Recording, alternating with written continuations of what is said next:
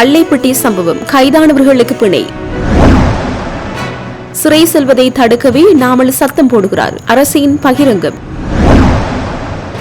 துபாயில் மறைத்து வைக்கப்பட்டுள்ள ராஜபக்சக்களின் பணம், வெளிவரும் சர்ச்சைகள். கசப்ப தேரர் உள்ளிட்டோருக்கு நீதிமன்றம் பிறப்பித்துள்ள உத்தரவு. நான் ஒரு சிங்கள பௌத்தன், நாமல் ஆவேசம். சுவிட்சர்லாந்து தூதரகம் நடத்தவிருந்த சந்திப்பு அகில இலங்கை தமிழ் காங்கிரசின் நடவடிக்கையால் குழம்பியதாக ஊடகங்களில் வெளியான செய்தியை மறுத்து பாராளுமன்ற உறுப்பினர் கஜேந்திரகுமார் பொன்னம்பலம் யாழில் இன்று ஊடக சந்திப்பு.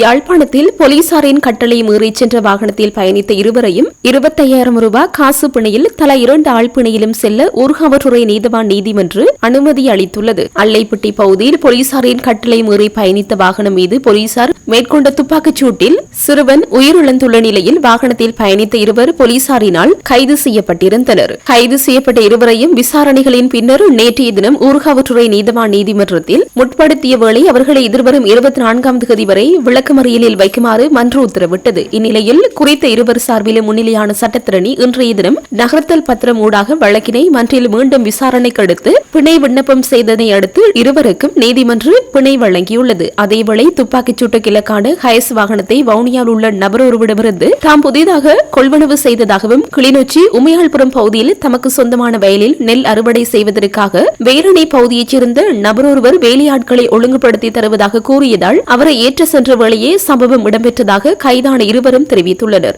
அத்துடன் உயிரிழந்த சிறுவனின் சிறிய தந்தை தான் முன்னதாக வாகனத்தை ஓடியதாகவும் தீவு பகுதியில் வீதியில் சிறுவன் தான் வாகனம் ஓட விரும்பி கேட்டபோது வாகனத்தை வழங்கிய நிலையில் வாகனத்தை ஓட்டி சென்ற வேளை அல்லைப்பட்டி பகுதியில் போலீசார் மறைத்த போது வாகனத்தை நிறுத்தாது தொடர்ந்து செலுத்தினார். அவ்வேளை மண்டைதீவு போலீசார் காவலரணியில் நின்ற போலீசார் வாகனத்தை மறைக்க தயாராக இருந்த வேளை மீண்டும் வாகனத்தை அல்லைப்பட்டி பக்கம் நோக்கி திருப்பிய வேளை எம்மை பின்தொடர்ந்து வந்த போலீசார் எமது வாகனத்தை நோக்கி துப்பாக்கிச்சூடு நடத்தினார்கள். ஒரே ஒரு துப்பாக்கிச்சூட்டு சத்தம் மாத்திரமே எமக்கு கேட்டது. அதன் போதே பெறாமகன் வீதியோரமாக வாகனத்தை நிறுத்தி மயங்கி சரிந்தார். பின்னர் போலீசார் அவரை வைத்தியசாலைக்கு கொண்டு சென்றதுடன் எம்மை கைது செய்து போலீஸ் நிலையம் கொண்டு சென்று விட்டனர். வாகனத்தில் இருந்த சாணகம், கயிறு, வாள், வாகனத்தில் விழுந்துள்ள துப்பாக்கி சூடுகள் பற்றி எவையும் எமக்கு தெரியாது என தெரிவித்துள்ளார். அதேவேளை குறித்த நபர்கள் தீவகத்தில் சட்டவிரோதமாக மாடுகளை பிடித்து இறைச்சியாக்கும் கும்பல்களுடன் தொடர்பு என சமூக வலைதளங்களில் செய்திகளை பலரும் பதிவிட்டு வரும் நிலையில் கைதான இருவர் மற்றும் உயிரிழந்த சிறுவன் தொடர்பில் முன்னர் ஏதேனும் குற்றச்சாட்டுகள் இருந்ததாக போலீசார் நீதிமன்றத்தில் எந்த தகவலையும் குறிப்பிடவில்லை என்பதும் குறிப்பிடத்தக்கது. பிரதேச சபையில் கூட உறுப்பினராக முடியாமல் பட்டியலில் நாடாளுமன்றம் வந்த நாமல் ராஜபக்ச பாரிய சத்தம் போடுகிறார். ஒரு சிறு குழுவை நாடு முழுவதும் கூட்டிச் சென்று தான் சிறை செல்வதற்கு எதிராக மக்கள் ஆதரவை பெற்றுக் கொள்வது எவ்வாறு என சிந்திக்கின்றார் என தேசிய மக்கள் சக்தியின் நாடாளுமன்ற உறுப்பினர் அசித்த நிரோசன் தெரிவித்துள்ளார். ஊடகவியலாளர்கள் கேட்ட கேள்விகளுக்கு பதிலளிக்கும் போதே இதனை தெரிவித்துள்ளார். தொடர்ந்து பேசியவர் நாமல் ராஜபக்ச செய்த வேலைகளுக்கு நீதி நிலைநாட்டப்படும் போது அவர் எங்கிருப்பார் என அனைவருக்கும் தெரிய வரும். அப்போது பார்ப்போம் அவர் ஜனாதிபதி ஆகிறாரா, எங்கிருப்பார் என்று. நாமளுக்கு தெரியும் தனக்கு ஜனாதிபதியாக முடியாது என. மேலும் அவருடன் இருப்போருக்கும் இது நன்றாக தெரியும். கிரிஷ் கொடுக்கல் வாங்கல் மற்றும் தேசிய ஆட்சியின் வழக்கு, பாதாள குழுவினருடன் வைத்துள்ள தொடர்பு போன்ற நீதிமன்றத்தில் விசாரணைக்கு எடுத்துக் கொள்ளும் போது அந்த கும்பலை சிறைவாசம் அனுபவிக்க வேண்டி வரும் என குறிப்பிட்டிருந்தார். உகண்டாவில் மாத்திரமல்ல, ராஜபக்சக்கள் துபாயிலும் பணத்தை பதுக்கி வைத்திருப்பதாக சுகாதார அமைச்சர் நலிந்த ஜெயதீச தெரிவித்துள்ளார். ஊடகவியலாளர் சந்திப்பொன்றின் போதே அவர் மேற்கண்டவாறு குறிப்பிட்டுள்ளார். உகண்டாவில் மாத்திரமல்ல, துபாயில் பதுக்கி வைக்கப்பட்டுள்ள பணம் தொடர்பிலும் விசாரணைகள் நடத்தப்பட்டு வருவதாகவும் அவர் தெரிவித்துள்ளார். இதன்போது தொடர்ந்தும் கருத்து வெளியிட்ட அமைச்சர் இதுபோன்ற பல குற்றச்சாட்டுகள் தொடர்பான விசாரணைகள் ஏற்கனவே முன்னெடுக்கப்பட்டு வருவதாகவும் சில விசாரணைகள் நிறைவடைந்து குற்றப்பத்திரிகை தாக்கல் செய்யப்பட்டு வருவதாக தெரிவித்துள்ளார். மேலும் உகண்டாவை மட்டும் சிந்தித்துக் கொண்டிருக்காதீர்கள், துபாய் மற்றும் பிற நாடுகளில் உள்ள பணம் குறித்தும் விசாரணைகள் மேற்கொள்ளப்பட்டு வருகின்றன. நாமல் ராஜபக்ச துபாயில் வைத்திருந்த பணம் தொடர்பில் யாரும் பேசுவதை நாங்கள் காணவில்லை. எனினும் அது தொடர்பான விசாரணைகள் தொடர்ந்து மேற்கொள்ளப்பட்டு வருகின்றன. எதிர்காலத்தில் வெளிவரும் உண்மைகளுக்கு என்ன நடக்கிறது என்று பார்ப்போம் என அவர் சுட்டிக்காட்டியுள்ளார். திருகோணமலை பகுதியில் புத்தர் சிலை வைக்கப்பட்டமை தொடர்பான சம்பவத்தின் அடிப்படையில் கைது செய்யப்பட்ட பலாங்கொட கசப்பு தேரர் உட்பட 4 பிக்குகள் மற்றும் மேலும் 5 சந்தேக நபர்களையும் பிணையில் செல்ல நீதிமன்றம் அனுமதி வழங்கியுள்ளது. சந்தேக நபர்கள் திருகோணமலை மேல் நீதிமன்றத்தில் முன்னிலைப்படுத்தப்பட்ட போதே இந்த பிணை உத்தரவு வழங்கப்பட்டுள்ளது. இச்சம்பவம் தொடர்பில் திருகோணமலை கோட்டை வீதியில் உள்ள ஸ்ரீ சம்முத்த ஜெயந்தி போதிராஜ விகாரையின் விகாராதிபதி, திருகோணமலை கல்யாண வம்ச திஸ்ஸ தேரர், பலாங்கொட கசப்பு தேரர், திருகோணமலை சுகித வம்ச திஸ்ஸ தேரர் மற்றும் நந்த தேரர் ஆகியோர் நீதிமன்றத்தில் முன்னிலைப்படுத்தப்பட்டனர். நான் ஒரு சிங்கள பௌத்தன். பௌத்த தர்மம், பௌத்த சாசனம் மற்றும் மகா சங்கத்தை பாதுகாப்பது இனவாதமல்ல என நாடாளுமன்ற உறுப்பினர் நாமல் ராஜபக்ச தெரிவித்துள்ளார். அதே நேரத்தில் பிற மதங்களையும் கலாச்சாரங்களையும் பாதுகாப்பதாகவும் அவர் கூறியுள்ளார். ஊடகங்களுக்கு கருத்து தெரிவித்த போதே அவர் இந்த விடயத்தை குறிப்பிட்டுள்ளார். அவர் மேலும் தெரிவிக்கையில், இந்த நாட்டில் பெரும்பான்மை பௌத்த மக்கள் வாழ்கிறார்கள். நாங்கள் சிங்கள பௌத்தர்கள். அதனால் பௌத்த தர்மத்திற்காகவும் பௌத்த கலாச்சாரத்திற்காகவும் நிற்பது தவறு அல்ல. அதே நேரத்தில் இந்த நாட்டில் உள்ள அனைத்து மதங்களையும் அனைத்து கலாச்சாரங்களையும் பாதுகாக்க நாங்கள் நம்பிக்கையுடன் செயற்படுகிறோம் என சுட்டிக்காட்டியுள்ளார். நான் சிங்களவன், நான் பௌத்தன். அதே சமயம் பிற மொழிகள், மதங்கள், கலாச்சாரங்களையும் பாதுகாக்க நான் செயற்படுகிறேன் என சுட்டிக்காட்டியுள்ளார். தமிழ் கட்சிகளின் பங்கேற்புடன் சுவிட்சர்லாந்து தூதரகம் நடத்தவிருந்த சந்திப்பு அகில இலங்கை தமிழ் காங்கிரசின் நடவடிக்கையால் குழம்பியதாக ஊடகங்களில் வெளியான செய்தியை மறுத்து பாராளுமன்ற உறுப்பினர் கஜேந்திரகுமார் பொன்னம்பலம் யாழில் இன்று ஊடக சந்திப்பை நடாத்தினார். அண்மை காலமாக சுவிஸ் அரசாங்கத்துடைய குறிப்பாக சுவிஸ் எம்பசியின் ஏற்பாட்டிலே ஒரு சந்திப்பொண்டு தமிழ் தேசிய பேரவைக்கும் தமிழரசு கட்சிக்கும் ஜனநாயக தமிழ் தேசிய கூட்டணிக்கும் இடையிலே நடைபெறுவதற்கும் ஒரு சில முயற்சிகள் மேற்கொண்டதாக ஊடகங்களில் வெளிவந்தன. அந்த ஊடகத்தில் நான் நினைக்கிறேன் முதல் தடவையாக வெளிவந்தது வீரகேசரி பத்திரிகையில். அதுக்கு பிற்பாடு ஒரு சில ஊடகங்கள் ஊடாக உண்மைக்கு முரணான கருத்துகள் வெளிவந்திருக்கு. அந்த அடிப்படையில் தான் நான் உண்மைகளை வெளிப்படுத்துகின்ற நோக்கத்தோடு இந்த பத்திரிகையாளர் மாநாட்டை நடத்துகின்றேன். இப்போ அதில் பிரதானமாக முன்வைக்கப்பட்ட குற்றச்சாட்டு தமிழ் தேசிய பேரவை உடைய அழைப்பின் பெயரிலே 15ஆம் தேதி வரப்போகின்ற ஞாயிற்றுக்கிழமை 15ஆம் தேதி பிப்ரவரி 15ஆம் தேதி சிவில் சமூக அமைப்புகள் வடகிழக்கை மையப்படுத்தின சிவில் சமூக அமைப்புகளையும் அதே போன்று பாராளுமன்றத்தில் பிரதிநிதித்துவம் பெற்றிருக்கின்ற அரசியல் கட்சிகள், அதாவது தமிழ் தேசிய கட்சிகள் என்று சொல்லக்கூடிய நாங்களும் ஜனநாயக தமிழ் தேசிய கூட்டணியும் தமிழரசு கட்சியும் அழைப்பு விடுத்து இந்த இனப்பிரச்சினை தீர்வு சம்பந்தமாக ஒரு புதிய அரசியலமைப்பு தயாரிக்கிற சம்பந்தமாக ஒரு பொது நிலைப்பாட்டை ஏற்படுத்துறதுக்கான ஒரு முயற்சியை நாங்கள் மேற்கொண்டபடியினால் சுவிஸ் அரசாங்கத்தால் ஏற்கனவே ஒழுங்கு செய்யப்பட்ட 19ஆம் தேதிக்கு பிப்ரவரி மாதம் 19ஆம் தேதிக்கு ஒழுங்கு செய்யப்பட்ட ஒரு முயற்சி பிரதானமாக தமிழ் தேசிய பேரவைக்கும் தமிழரசு கட்சிக்கும் ஜனநாயக தமிழ் தேசிய கூட்டணிக்கும் இடையிலே நடைபெற இருந்த அந்த முயற்சி சுவிஸ் அரசாங்கத்துக்கு ஒரு குழப்பத்தை ஏற்படுத்தி அவர்களுக்கு அதிருப்தியை ஏற்படுத்தி அவர்கள் அந்த முயற்சியை கைவிட்டதாக செய்திகள் பரப்பப்பட்டது. இது முற்றிலும் தவறான ஒரு கருத்து, முற்றிலும் தவறான செய்தி. நான் இன்றைக்கு சுவிஸ் எம்பசியோடு எடுத்து நேரடியாகவே அவர்களிடம் கேட்டினான். 19ஆம் தேதி சம்பந்தமான கூட்டம் கைவிடப்பட்டிருக்கின்றதா? அது கைவிடப்பட்டிருக்கின்றதாக இருந்தால் ஊடகங்களிலே வந்திருக்கிற மாதிரி, தமிழ் ஊடகங்களிலே பரப்பப்பட்ட மாதிரி தமிழ் தேசிய பேரவை 15ஆம் தேதி நடாத்த இருக்கின்ற கூட்டம் காரணமாக சுவிஸ் எம்பசி அதிருப்தி அடைந்து அதால் கைவிடப்பட்டதா என்ற கேள்வி எழுப்பப்பட்ட இடத்துல அவர்கள் அதை முற்று முழுதாக மறுத்தவை. தாங்கள் அந்த முயற்சியை கைவிடவில்லை, மாறாக அந்த செய்தி முதல் தடவையாக வீரகேசரி பத்திரிகையில் வெளிவந்த உடனே தங்களுக்கு அந்த இரகசியத்தன்மை இல்லாமல் போய்விட்டது என்ற காரணம் சில வேளையிலே உங்களுக்கு, அதாவது தமிழ் தேசிய பேரவைக்கு, தமிழரசு கட்சிக்கு, ஜனநாயக தமிழ் தேசிய கூட்டணிக்கு சில வழியிலே அது ஒரு பிரச்சனையாக இருக்குமோ என்ற ஒரு சந்தேகம் தங்களுக்கு எழுந்ததே தவிர தங்களுக்கு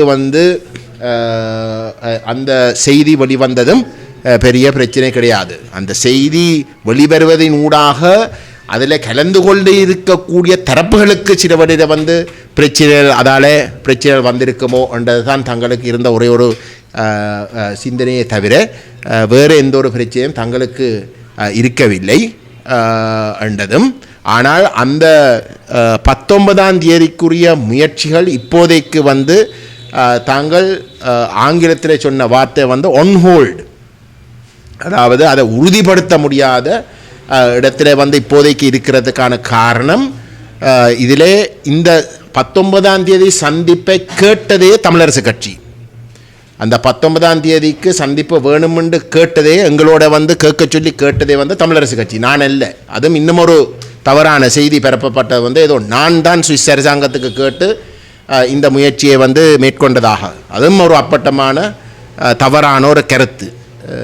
தமிழரசு கட்சியுடைய குறிப்பாக சொன்னால் வந்து சுமந்திரன் தான் சுவிஸ் எம்பசிக்கு வந்து கேட்டிருந்தது வந்து இந்த சந்திப்பை ஏற்படுத்த சொல்லி, சரிதானே? அப்போ அதே தரப்பு வந்து தங்களிடம் வந்து 19ஆம் தேதிக்கு வந்து இனி சந்திக்க தங்களுக்கு வந்து பிரச்சனையாக இருக்கு. ஏனென்றால் 15ஆம் தேதிக்கு வந்து தமிழ் தேசிய பேரவை குறிப்பாக நான் ஒரு இதே விடயம் சம்பந்தமாக ஒரு கூட்டம் ஒன்றை ஒழுங்கு செய்திருக்கிறதாகவும் தங்களுக்கும் அந்த அழைப்பு விடுக்கப்பட்டிருக்கிறதாக காரணமாக வந்து 2 கூட்டங்கள் அவசியமில்லை. மற்றது தங்களுக்கு வந்து இது சம்பந்தமாக ஒரு குழப்பமாகவும் இருக்கின்றபடினால் தங்களுக்கு 19ஆம் தேதியில் கலந்து கொள்வது சம்பந்தமாக தங்களுக்கு உறுதிப்படுத்த முடியாது என்ற ஒரு கருத்தை சொல்லியிருந்தார்கள். இதுதான் உண்மை, இதுதான் உண்மை. அப்படிங்க சொல்கிறேன். அப்போ இந்த ஊடகங்களிலே வந்து இந்த கருத்து தெரிய ஒரு கருத்து சொல்லப்பட்டிருந்தால் வந்து ஆக குறைஞ்சது வந்து எங்களிடமும் கூட எங்களைத்தான் நீங்கள் குற்றச்சாட்டுறீர்கள், எங்களோட தொடர்பு எடுத்து நீங்கள் இந்த கருத்தை கேட்டிருக்கலாம், அல்லது குறைஞ்ச வந்து சுவிஸ் எம்பசிட்டை நேரடியாக வந்து தொடர்படுத்து நீங்கள் இந்த கருத்துக்களை கேட்டிருக்கலாம். ஆனால் அப்படி இல்லாமல் வந்து முற்று முழுதாக உண்மைக்கு முரணான செய்திகளை வந்து அப்படி போட்டது வந்து எங்களுக்கு சரியான ஒரு கவலையை ஏற்படுத்துகின்ற ஒரு விஷயம். உண்மையிலே சுமந்திரனுக்கு வந்து உதுக்குலராக வந்து ஒரு சில ஊடகங்கள் என்ற பேரில் வந்து ஒரு சில இதுகள் வந்து இருக்கலாம். அவர்கள் வெளியிட்டாலும் வந்து உத்தியோகபூர்வமாக வந்து எத்தனையோ தசாப்தங்களாக வந்து இயங்கி கொண்டு வருகின்ற ஊடகங்களும் கூட அவ்வகையான வந்து கருத்துக்களை தவறான உண்மைக்கு முரணான எங்கள் தொடர்பாக கருத்துக்களை வந்து வெளியிட்டது வந்து எங்களுக்கு சரியான ஒரு ஏமாற்றமாக இருக்குது. நான் இன்னும் ஒன்றை சொல்லணும். நாங்கள் உங்களுக்கு தெரியும் ஊடகங்கள் உட்பட ஊடகங்களில் இருக்கக்கூடிய அனைத்து வடகிழக்கை சார்ந்த ஊடகவியலாளர்கள் உட்பட ஊடக ஆசிரியர்மார் உட்பட நாங்கள் தொடர்ச்சியாக வந்து உங்களோட ஒரு வெளிப்படைத்தன்மையை ஏற்படுத்துறதுக்கு வந்து நாங்கள் சந்திப்படை செய்து கொண்டு வருகிறோம். அந்த சந்திப்புகளுடைய நோக்கங்கள் வந்து நாங்கள் உங்களுக்கு வெளிப்படையாக சொல்லியிருக்கிறோம். எங்களுக்கு வந்து இந்த அரசியலமைப்புன்றது வந்து ஒரு மிகவும் சவாலுக்குரிய ஒரு விஷயம். இரண்டால் இந்த ஐக்கிய ராஜ்ய அரசியலமைப்பு கொண்டு வந்து இன்றைக்கு நிறைவேற்றுவதற்கு வந்து அனுரகுமார திசாநாயக்க ஒரு ஆணையை பெற்றதாக சொல்லி கொண்டிருக்கிறார். அவர் தன்னுடைய தேர்தல் விஞ்ஞாபனத்திலேயும் வந்து அந்த ஐக்கிய ராஜ்ய அரசியலமைப்பை கொண்டு வந்து நிறைவேற்ற போவதாகத்தான் குறிப்பிட்டும் இருக்கிறார். ஆகவே அப்படிப்பட்ட ஒரு நிலையிலே வந்து அந்த ஐக்கிய ராஜ்ய அரசியலமைப்பு தமிழருடைய அனுமதியோடு நிறைவேற்றினால் எங்களுடைய உரிமைகள் முற்றுமுழுதாக நாங்களாகவே வந்து கைவிடுற ஒரு நிலைமை ஏற்படும். ஆகவே நாங்கள் ஒரு பொது நிலப்பாட்டை ஏற்படுத்தி தமிழ் கட்சிகளுக்கு இடையிலேயும் சிவில் சமூகத்தும் ஊடகவியலாளர்களும் வந்து சிவில் சமூகத்தான் நாங்கள் கருதுகின்றோம், அதனுடைய முக்கியமான அங்கமாக கருதுகின்றோம். அவை அனைத்து தரப்புகளும் வந்து ஒரு பொது புள்ளியில் சந்திக்கக்கூடிய வகையிலே நாங்கள் இந்த அரசியலமைப்பு விஷயத்தை கையாள வேணும் என்றதை வந்து 2024ஆம் ஆண்டு பாராளுமன்ற தேர்தல் முடிஞ்ச கையோடைய வந்து சொல்லிக்கொண்டு வருகின்ற ஒரு விஷயம். அதை நாங்கள் தொடர்ந்தும் ஊடகங்களோடு வந்து நாங்கள் இந்த விஷயங்களை கதைச்சதை போன்று நாங்கள் சிவில் சமூக அமைப்புகளோடையும் செயற்பாட்டாளர்களையும் தொடர்ச்சியாக நாங்கள் கழிச்சு கொண்டு வருகிறோம். அதே போன்று உங்களுக்கு தெரியும் 2024 தேர்தல் முடிஞ்ச கையோட வந்து தமிழரசு கட்சியோடையும் ஜனநாயக தமிழ் தேசிய கூட்டணிக்கும் வந்து பேச்சுவார்த்தைக்கு வந்து ஒரு பொது புள்ளிக்கு ஒரு பொது நிலைப்பாட்டை சந்திக்கிறதுக்கு வந்து நாங்கள் அந்த முயற்சிகளை நாங்கள் தான் மேற்கொண்டுறாங்க. நாங்களாக தான் விரும்பி அதை மேற்கொண்டுறாங்க. ஆனால் அதுக்கு நாங்கள் தலைமை வகிக்கிறதோ நாங்கள் தான் அதுக்கு தலைவர்களாக வந்து வரணும் என்ற நோக்கம் எங்களுக்கு இருக்கே இல்லை என்றதை வந்து நாங்கள் தெளிவுபடுத்துகிறோம். தமிழரசு கட்சி வந்து தாராளமாக வந்து அந்த பொறுப்பை வேணுமெண்டா 8 பாராளுமன்ற உறுப்பினர் கொண்ட கட்சி என்ற வகையில் வந்து அவை நாங்கள் சந்தித்து நாங்கள் அந்த ஏற்பாடுகள் எப்படி நாங்கள் இதை முன்னும் கொண்டு போகிறோம் என்ற விஷயம் உறுதிப்படுத்தப்படுற இடத்துல வந்து அவர்கள் வேணுமென்றால் வந்து அதை ஏற்பாட்டாளராக வந்து முன்வரலாம். அது எங்களுக்கு ஒரு சிக்கலும் இல்லை. இதெல்லாம் நாங்கள் ஊடக மட்டத்தில் வந்து வெளிப்படைத்தன்மையை பேணுறதுக்காக வந்து நாங்கள் சொல்லியிருந்தோம். அப்போ அதுண்ட முயற்சி இன்றைக்கு வந்து நாங்கள் ஜனநாயக தமிழ் தேசிய கூட்டணியோடையும் வந்து உள்ளூராட்சி தேர்தல் முடிஞ்ச கையோட வந்து அவர்கள் வந்து எங்களோட வந்து ஒரு ஒப்பந்தம் என்னடா ஒரு சில ஆசனங்கள் வந்து அவர்கள் விரும்பினவை ஒரு சில பதவியால் வந்து விரும்பின இடத்துல வந்து எங்களோட வந்து பேச்சுவார்த்தை நடத்த பங்குடுறதுக்கு வந்து பேச்சுவார்த்தை நடத்த வந்து நாங்கள் கொள்கை ரீதியான ஒரு இணக்கப்பாட்டுக்கு வந்தால் மட்டும்தான் நாங்கள் அதை செய்வோம் என்று சொல்லி அவர்களோட ஒரு ஒப்பந்தம் கூட வந்து நாங்கள் கைச்சாத்துட்டோம். ஆகவே எங்களை பொறுத்தவரை அரசியலமைப்பை மையப்படுத்தி தான் எங்களுடைய அனைத்து அரசியல் நகர்வுகளும் 2024 ஆண்டில் இருந்து தொடர்ச்சியாக வந்து முன்வைக்கப்பட்டு கொண்டு இருக்கின்றது. அதுண்ட இன்னொரு தொடர்ச்சியாக வந்து தமிழரசு கட்சி வந்து இதை மறுத்து எங்களோட இந்த விஷயங்கள் சம்பந்தமாக பேசுவதற்கு மறுத்த இடத்திலே ஜனவரி மாதம் 2025 ஆண்டு அவர்கள் உத்தியோகபூர்வமாக வந்து அதை மறுக்கிறார்கள். இது தேவையில்லை என்று சொல்கிறார்கள். சுமந்திரன் செயலாளராக நியமிக்கப்பட்ட உடனே வந்து அவர் அதை முறிக்கிறார் அந்த பேச்சுவார்த்தை. இப்போ அதுக்கு பிறகு வந்து நாங்கள் உள்ளூராட்சி தேர்தல் நடைபெற்றதுக்கு பிறகு ஜனநாயக தமிழ் தேசிய கூட்டணியோட ஒப்பந்தம் செய்ததுக்கு பிறகு ஜனநாயக தமிழ் தேசிய கூட்டணி வந்து பதவியில் பெற்றதுக்கு பிறகு வந்து 13ஆம் திருத்தத்தை பற்றி அந்த ஒப்பந்தத்தை முற்றுமுழுதாக மீறி உதாசீனம் செய்கிற வகையில் வந்து தோத்துப்போன ஒரு 13ஆம் திருத்தத்தை பற்றி கதைக்க வழிக்கிட வந்து அவர்களும் வந்து எங்களிடமிருந்த விலகி சென்ற இடத்துல இன்றைக்கு தமிழரசு கட்சிக்கும் ஜனநாயக தமிழ் தேசிய கூட்டணிக்கும் இடையில் வந்து ஒரு இணக்கப்பாட்டை ஏற்பட்டிருக்கின்ற நிபந்தனை இல்லாத அரசியல் நிபந்தனை ஒன்றும் இல்லைங்க. என்ன இணக்கப்பாட்டை எனக்கு தெரியும். ஆனால் 2 பேரும் ஒன்றா இருக்கிறோம். சரியா ஒன்றா இருக்கிற இடத்துல நாங்கள் தொடர்ந்து வந்து 2024 ஆண்டில் இருந்து வலியுறுத்தி வருகின்ற விஷயத்தை வந்து நாங்கள் சிவில் சமூகத்தோடு சேர்ந்து வந்து நாங்கள் அதை முன்கொண்டு போகிறதுக்கு வந்து நாங்கள் அந்த முயற்சியை தொடர்ந்து முன்னெடுத்தோம். அதனுடைய விளைவாக வந்து நாங்கள் இதை இனியும் பிற்போடக்கூடாண்டதை வந்து கிட்டத்தட்ட 1 மாதத்துக்கு முன்னமே வந்து நாங்களும் சிவில் சமூகத்துக்கு இடையில வந்து நடைபெற்ற அந்த அந்த பேச்சுவார்த்தையிலே வந்து நாங்கள் முடிவெடுத்து போட்டு வந்து இந்த பிப்ரவரி மாதம் ஆரம்ப பகுதியை எல்லாட்டி வந்து 2ஆம் கிழமைக்குள்ளே வந்து நாங்கள் இந்த கூட்டத்தை முன்வைக்க வேணும்ன்ற கொள்கை அளவில் வந்து நாங்கள் இணங்கியிருந்தோம். இறுதியில் வந்து சிவில் சமூகம் சொல்லித்தான் 14ஆம் தேதி இல்லாட்டி 15ஆம் தேதி வந்து நாங்கள் இந்த கூட்டத்தை வந்து வைப்போம் என்று முடிவெடுத்திருந்தோம். அந்த நிலையிலே இப்போ சிவில் சமூகம் என்றால் உங்களுக்கு தெரியும் தமிழரசு கட்சியை ஆதரிக்கிற அமைப்புகள் இருக்குது, இல்லாட்டி நபர்கள் அந்த சிவில் சமூக மட்டத்தில் வந்து இருக்குது. அதே போன்று வந்து ஜனநாயக தமிழ் தேசிய கூட்டணியை ஆதரிக்கக்கூடிய தரப்புகளும் வந்து இருக்கலாம் அதில். ஆகவே நாங்கள் அவர்களோட வந்து வெளிப்படைத்தன்மையாக வந்து டேட் எப்போ வைக்க வேணும் என்ற விஷயங்களை வந்து பேசி நாங்கள் 14ஆம் தேதியோ 15ஆம் தேதி என்ற விஷயம் ஆராயப்பட்டு கொண்டிருந்த ஒரு சூழலில் தான் திடீரென்று வந்து எங்களுக்கு சுவிஸ் எம்பசி வந்து எங்களுக்கு சொல்லுது வந்து இப்படி சுமந்திரனோட பேசி போட்டு ஒரு சந்திப்பொன்றை ஏற்படுத்துறதுக்கு வந்து அவர்கள் விரும்புகிறார்கள் வந்து நீங்கள் இணங்குறீங்களோண்டு என்று கேட்டுக்கொண்டவே சரிதானே. அப்போ அந்த பின்னணியில் நாங்கள் 14ஆம் தேதி 15ஆம் தேதி வந்து நாங்கள் இந்த அரசியலமைப்பு சம்பந்தமாக வந்து ஒரு பொது அரங்கிலே நாங்கள் இந்த விஷயத்தை வந்து ஆராய தொடங்க வேணும் என்று நாங்கள் தீர்மானிச்சிருக்க தமிழரசு கட்சியும் ஜனநாயக தமிழ் தேசிய கூட்டணியும் வந்து எங்களோட சுவிஸ் அரசாங்கத்துடைய ஏற்பாட்டில் வந்து சந்திக்கிறதுக்கு இணங்கி இருக்கிற இடத்துல நாங்கள் அவர்களை விட்டு போட்டு அந்த நிகழ்வை செய்திருக்கலாமா? நாங்கள் 15ஆம் தேதி இல்லை 14ஆம் தேதி செய்ய இருந்த நிகழ்வை அவர்கள் எங்களோட பேசுறதுக்கு இணக்கம் தெரிவிச்சிருக்கிற ஒரு நிலையில் நாங்கள் அவர்களை கூப்பிடாமல் நாங்கள் அதை செய்திருக்கலாமா?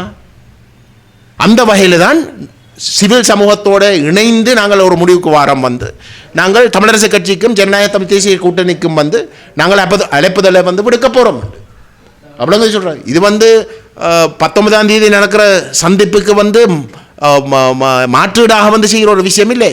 அது கட்டாயம் நடக்கலாம், அதில் ஒரு சிக்கலும் இல்லை சரிதானே. ஆனால் 15ஆம் தேதி இதுக்கும் நாங்கள் அவர்களை கூப்பிடாமல் வந்து அதை செய்தால் நாங்கள் 19ஆம் தேதிக்கு போகிற இடத்துல வந்து அவர்கள் அதை எப்படி 15ஆம் தேதி கூட்டத்தை பார்க்கிறார்கள் என்றால் தங்களுடைய பேச்சுவார்த்தையை வந்து ஒரு நெருக்கடியை ஏற்படுத்துறதுக்கு நாங்கள் திட்டவட்டமாக வந்து இவர்கள் எல்லாரையும் சேர்த்து எங்கடையாக வந்து கொண்டு வந்து அங்கே அவர்களை ஒரு லக்குக்கு கொண்டு வரதுக்காகத்தான் நாங்கள் கொண்டு வரோம்ன்ற மாதிரியான குற்றச்சாட்டை வந்திருக்கும். ஆகவே எங்களோட பேசுகிறது தான் இவ்வளோ காலம் வந்து பிரச்சனையாக இருந்து இப்போ எங்களோட பேசுகிறதுக்கு தயாரென்று சொல்லியிருக்கிற இடத்துல நாங்கள் அவர்களுக்கு வந்து பகிரங்கமாக வந்து நீங்கள் வந்து கலந்து கொள்ளுங்க, இதில் கலந்து கொள்ள சொல்லி வந்து நாங்கள் கேட்குறோம். மற்றது நாங்கள் இந்த அழைப்புதலை விட்டதுக்கு காரணம் வந்து சிவில் சமூகத்தில் பெரல் மட்டத்தில் வந்து இருந்த கருத்து என்றால் அவர்களுக்கிடையே சில வழியில் வந்து ஒரு சில கருத்து வேறுபாடுகள் இருக்குது. ஆகவே நீங்கள் ஒரு அரசியல் தரப்பை விட்டால் சிவில் சமூகத்துக்கு வந்து கலந்து கொள்றதில் வந்து ஒரு பிரச்சனையும் இல்லை. ஆகவே ஆனால் ஒரு சிவில் சமூக தரப்பு வந்து விட்டால் சில வழியில் அவர்களோட ஒத்து போகாத ஒரு சிலர் வந்து அதில் கலந்து கொள்ள விரும்ப மாட்டோம். அந்த அடிப்படையில் தான் எங்கள்கிட்ட வந்து கேட்டுக்கொண்ட வந்து நீங்கள் வந்து ஒரு அரசியல் தரப்புன்ற வகையில் வந்து உங்களுக்கும் சிவில் சமூக தரப்புகளுக்கும் இடையிலே மோதல் இல்லை. சிவில் சமூக தரப்புகளுக்கு இடையிலே சில வந்து பிரச்சனை இருக்கலாம். அவை நீங்கள் விட்டுறீங்கன்னா எல்லாரும் விரைவினம் அந்த அடிப்படையில் தான் நாங்கள் அந்த அழைப்புதலை விட்டு நாங்கள் சரிதானே. அப்போ இதில் மிக தெளிவாக நாங்கள் சொல்கிறோம், எங்களை பொறுத்தவரையில் வந்து 19ஆம் தேதி சந்திப்புக்கு வந்து நாங்கள் எந்த விதத்தில் வந்து இடைஞ்சலாக இருக்கையில் நாங்கள் பகிரங்கமாக குற்றச்சாட்டுகின்றோம். 15ஆம் தேதியில் வந்து நாங்கள் நடத்த போகிற இந்த சந்திப்பு உறுதிப்படுத்தப்படுற இடத்துல தான் அவசரமாக வந்து இந்த சந்திப்பை எப்படி என்னென்னும் நிப்பாட்டுவதற்காக 19ஆம் தேதிக்கு வந்து நாங்கள் இவர்களை சந்திக்க தயார் என்று சொல்லப்பட்டது. 19ஆம் தேதி சந்திப்பு சொல்லப்பட்ட இடத்துல வந்து இவர்கள் எதிர்பார்க்காத விஷயம் என்னென்றால் நாங்கள் அவர்களுக்கு இந்த அழைப்புதலை கொடுப்போம் என்று. அவ்வளோங்க சொல்கிறேன். நாங்கள் அந்த அழைப்புதலை கொடுத்த உடனே திட்டமிட்டு வந்து அதை குழப்புற 19ஆம் தேதி குழப்புற ஒரு நோக்கத்தோடும் 15ஆம் தேதிக்கும் வந்து சிவில் சமூகத்தை வந்து குழப்பி போட்டு இது நாங்கள் தேவையில்லாமல் குழப்புற ஒரு விஷயத்துக்கு போய் கலந்து கொள்ளக்கூடாத ஒரு பொய்யான கருத்துக்களை வந்து மக்கள் மட்டத்தில் பரப்புறதுக்கு வந்து செய்த ஒரு சதியாகத்தான் நாங்கள் இந்த தமிழரசு கட்சியினுடைய செயல்பாடுகளை வந்து நாங்கள் பார்க்குறோம். எங்களை பொறுத்தவரையிலே வந்து உண்மையிலே வந்து 19ஆம் தேதி கூட்டம் நடைபெற முடியாதுன்னு நீங்கள் சொல்கிறீங்களா? ஏன்னா 15ஆம் தேதி கூட்டம் இருக்க 19ஆம் தேதி தேவையான அடிப்படையில் தான் அவர்கள் சொல்லியிருக்கிறார்கள் வந்து. ஆகவே எங்களுக்கு வந்து 19ஆம் தேதியிலே கூட்டத்தில் வந்து கலந்து கொள்கிற சம்பந்தமாக எங்களுக்கு கேள்விகள் இருக்குண்டு. அப்படி என்றால் 15ஆம் தேதி கூட்டத்துக்கு நீங்கள் வாங்கோ, 15ஆம் தேதிக்கு கூட்டத்துக்கு நீங்கள் வாங்கோ. உங்களுக்கு 19ஆம் தேதி தேவையில்லை, 15ஆம் தேதி நடக்கிறபடியால் வந்து 19ஆம் தேதி தேவையில்லை என்றால் நீங்கள் 15ஆம் தேதி கூட்டத்துக்கு வாங்கோ.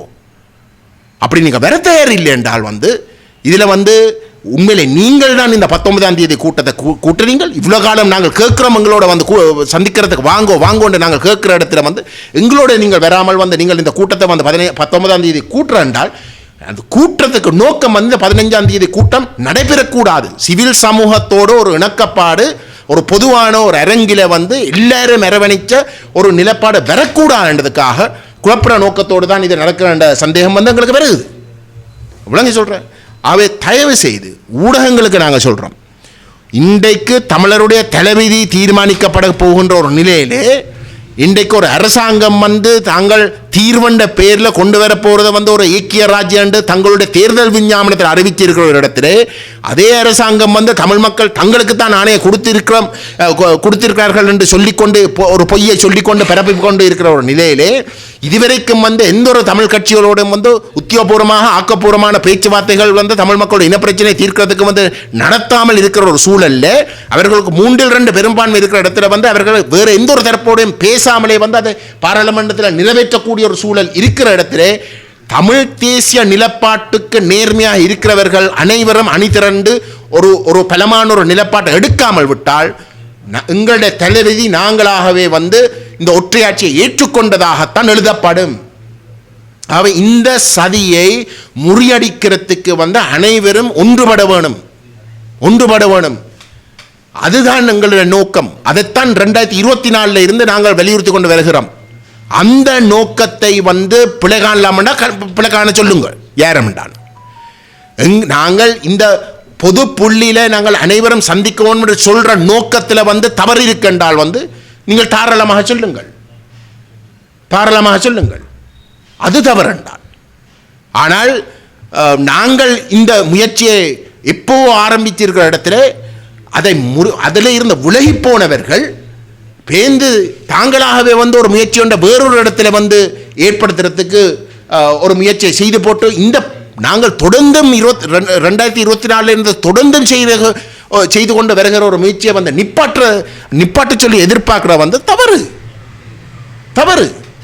உங்களுக்கு வந்து தமிழ் தேசிய பேரவையோட வந்து நீங்கள் வந்து சுவிஸ் அரசாங்கத்துடைய ஏற்பாட்டில் வந்து சந்திக்கலாம் என்றால் வந்து நீங்கள் இதில் வந்து ஏன் சந்திக்க இயலாது?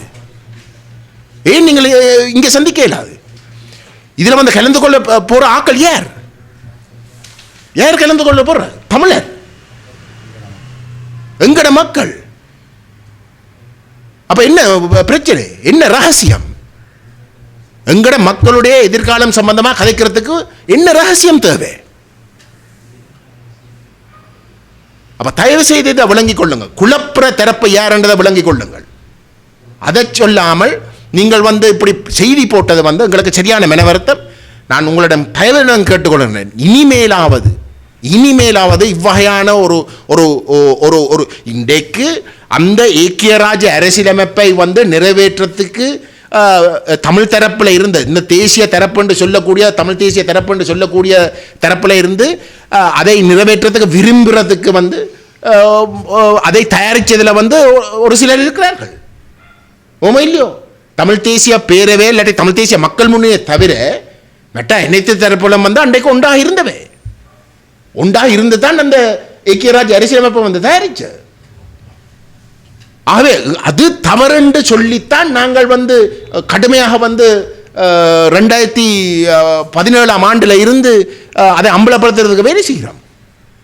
அதை நாங்கள் அம்பலப்படுத்தி அது மிகவும் தவறான ஒரு ஒரு ஒரு அரசியலமைப்பு ஒரு அரசியலமைப்புக்கான யோசனைன்றதை வந்து மக்கள் மட்டத்தில் வந்து நாங்கள் எழுக தமிழர்கள் ஊடாக நாங்கள் நிரூபித்த இடத்திலே தான் தமிழரசு கட்சியும் தமிழ் தேசிய கூட்டமைப்பும் 2020 ஆண்டு கோட்டாபய ராஜபக்ச யோசனை என்ன நிபுணர் குழு, புதிய அரசியலமைப்பு உருவாக்குறதுக்கான நிபுணர் குழு நியமித்த பொழுது அந்த ஐக்கியராஜ்ய அரசியலமைப்பை வந்து அவர்கள் முன்மொழிக்க இல்லை. என்னென்ன அதை தொடர்ந்து முன்மொழிக்கலாம். தமிழ் மக்கள் மட்டத்தில் வந்து அது நிராகரிக்கப்பட்ட ஒரு விஷயம். அவ்வளோ சொல்கிறேன்.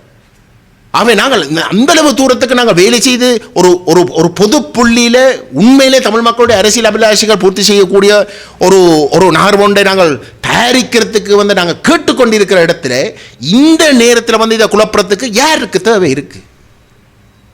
யாருக்கு உண்மையிலே அந்த தேவை இருக்கு? நாங்கள் ஆரம்பத்தில் இருந்தே உண்டை நாங்கள் ஒரு பொது நிலைப்பாடு எடுக்கணும் சொல்ற எங்களுக்கு அந்த தேவை இருக்கா? இல்லாட்டி அந்த ஐக்கியராஜ்ய அனுரகுமாரை கொண்டு வர போற ஐக்கியராஜ்ய அரசியலமைப்பை வந்து நிறைவேற்றத்துக்கு வந்து ஒரு புது யோசனை உண்டு தமிழ் தரப்புல இருந்து வரக்கூடாது விரும்புகிற தரப்புகள் தான் அந்த நோக்கம் இருக்குமா?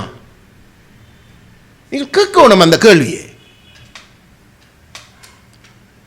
தயவு செய்து நான் திரும்பவும் சொல்றேன், பொறுப்போட சொல்றேன், இந்த 2029 ஆண்டுக்குள்ளே வந்து ஒரு புதிய அரசியலமைப்பு நிறைவேற்றப்படும். அந்த நிறைவேற்றப்படுகின்ற அரசியலமைப்பு தமிழ் மக்களுடைய அரசியல் அபிலாஷை முற்றுமுழுதாக கைவிடுறதுக்குரிய ஒரு அரசியலமைப்பாகத்தான் நாங்கள் கவனமாக இருக்காவிட்டால் வந்து இருக்கும். அந்த ஐக்கியராஜ்ய அரசியலமைப்பாக தான் அது இருக்கும். நான் திரும்பவும் சொல்றேன், அந்த ஐக்கியராஜ்ய அரசியலமைப்பு தமிழர்களுடைய ஆதரவோடு நிறைவேற்றதாக இருந்தால் அதுக்கு பிறகு தமிழ் மக்கள் எங்களுக்கு ஒரு இனப்பிரச்சனை இருக்கின்றதுக்கு உச்சரிக்கிறதுக்கு கூட சர்வதேச சமூகம் ஏற்றுக்கொள்ளாது. அதை நான் தெளிவாக சொல்றேன். ஆக இந்த யதார்த்தத்தை விளங்கி கொண்டு இந்த ஆபத்தை விளங்கி கொண்டு தயவு செய்து ஊடகங்கள் வந்து ஒரு பொறுப்போட நடந்து கொள்ள வேணும். நாங்கள் உங்கள்கிட்ட இருந்த எதையும் வந்து ரகசியமாக வந்து வச்சிருக்கவில்லை. எங்களுக்கு ரகசியங்கள் ஒன்றும் தேவையில்லை. நாங்கள் வெளிப்படைத்தன்மையாக வந்து நாங்கள் இயங்குறதை